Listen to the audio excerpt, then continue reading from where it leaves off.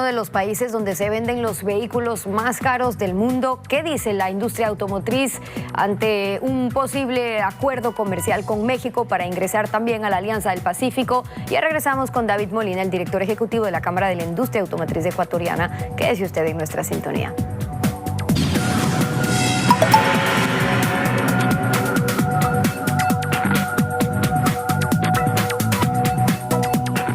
¿Hay elementos negativos en el libre comercio? ¿Cómo puede afectar la apertura comercial a un país poco competitivo? En una economía como la ecuatoriana, dolarizada, se requiere un ingreso constante de divisas y eso lo posibilita sin duda un mayor dinamismo de sus sistemas productivos, pero asimismo una apertura a la loca o un acuerdo mal negociado podría generarle perjuicios. Afortunadamente, la experiencia que se tiene en el acuerdo con la Unión Europea nos da la medida de hacia dónde tiene que enfocarse la acción negociadora y sin embargo hay temores.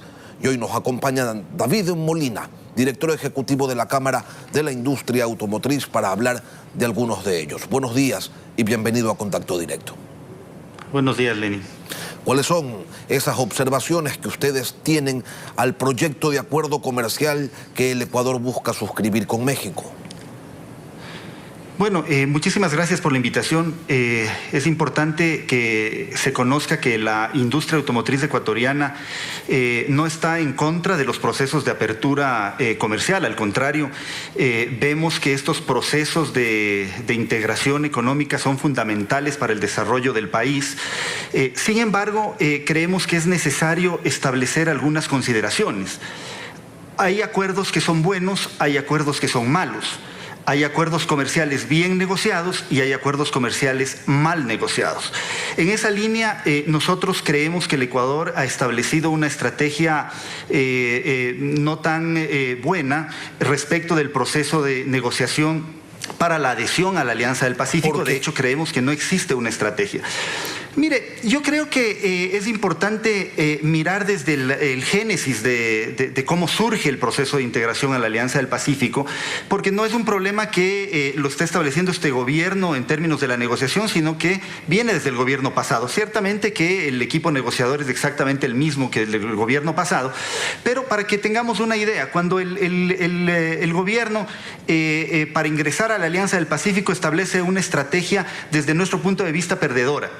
¿Por qué? Porque va hacia los países, hacia los presidentes de los países miembros, de alguna manera a pedir que por favor nos dejen entrar a la Alianza del Pacífico. Obviamente en el momento en que el Ecuador pone o va con esa visión, le está diciendo a estos países que ellos pongan el precio de la entrada del Ecuador a la Alianza del Pacífico. Yo creo que la visión que debió haber tenido el Ecuador y que todavía está a tiempo para hacerlo, es acercarse a estos mismos países y plantearles el activo que le da el Ecuador a ese bloque de integración. Ese bloque de integración necesita una renovación en su visión estratégica. Perú ha dado un giro hacia la izquierda radical en las últimas elecciones. En Chile se está mirando cómo la izquierda también radical gana espacio en el proceso constituyente. En México, Manuel López Obrador, su gobierno no ha sido precisamente un gobierno muy proclive a estos acuerdos y muy poco le ha puesto o muy poco ha profundizado este proceso de integración. Ahora, David, esas consideraciones de orden geopolítico no quedan de lado con el anuncio del gobierno de no solamente buscar un acuerdo comercial con México, sino paralelamente implementar una agenda de competitividad que busca precisamente eliminar distorsiones o muchas de aquellas incorrecciones comerciales a las que ustedes han hecho referencia. ¿Eso no los convence?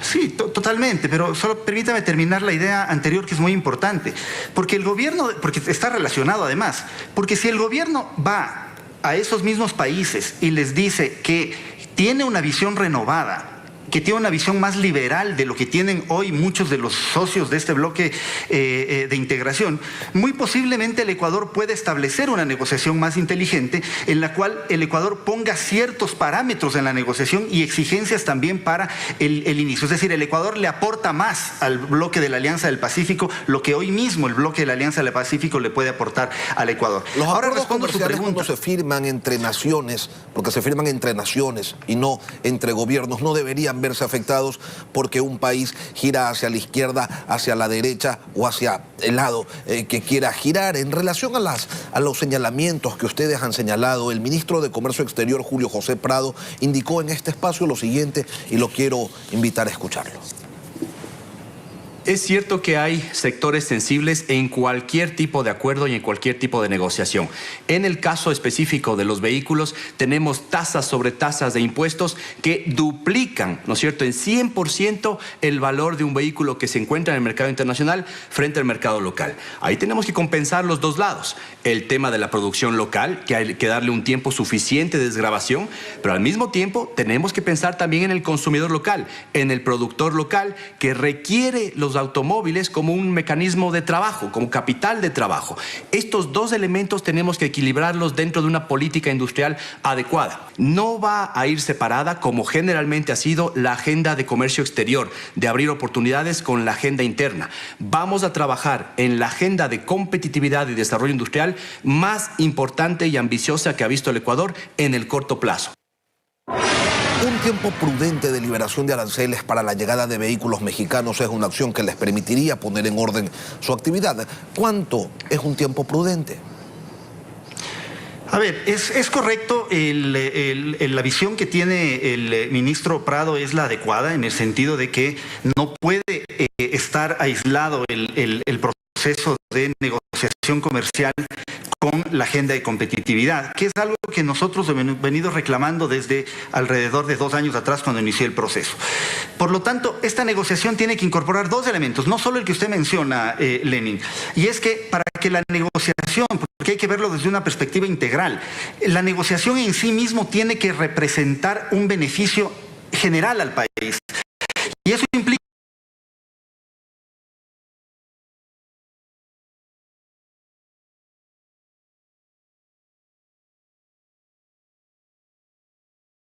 de pesca, es decir, los principales productos de exportación del Ecuador hacia el mundo. A cambio, México pide la liberalización inmediata y absoluta de todo su sector industrial. Estamos planteando plazos de desgravación altos, de alrededor de 15 años, pero no sentimos que el gobierno esté sintonizado con este pedido.